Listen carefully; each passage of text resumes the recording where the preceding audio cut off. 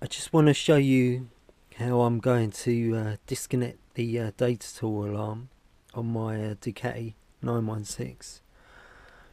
This particular wire was at the back, and that loops to the brown and white wires. So what I did was, with a meter, I found that this connection is going back to either it's 1 and 2 or 5 and 6. Let me check. Oh, it's the 5 and 6. So these two connections are coming to this two connector, which connects to the brown and whites, which I think shorts out the coils. And then the other connection goes underneath through the loom, through there, all the way through. And then there's two connectors down here. There's one connector there by the fork leg, and one right inside the back of the headlamp there. I don't know if you can see it, but it's right by the headlamp there.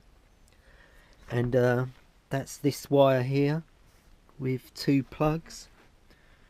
And so what I found is that the wire back to the alarm comes from one wire on each plug going back to the alarm. So to work, that's got to be looped by the alarm, and that's where I'm going to cut these two wires here and join it.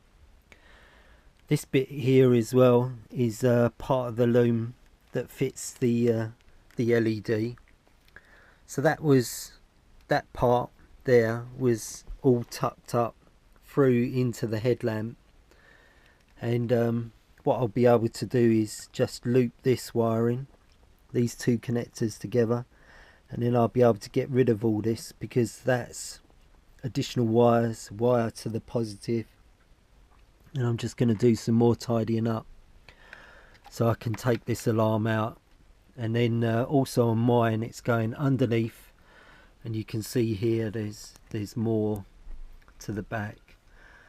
So hopefully that's helped you. If ever you want to test it, just 1 and 2 there, 5 and 6, if you loop those connections, you'll be able to get the bike running.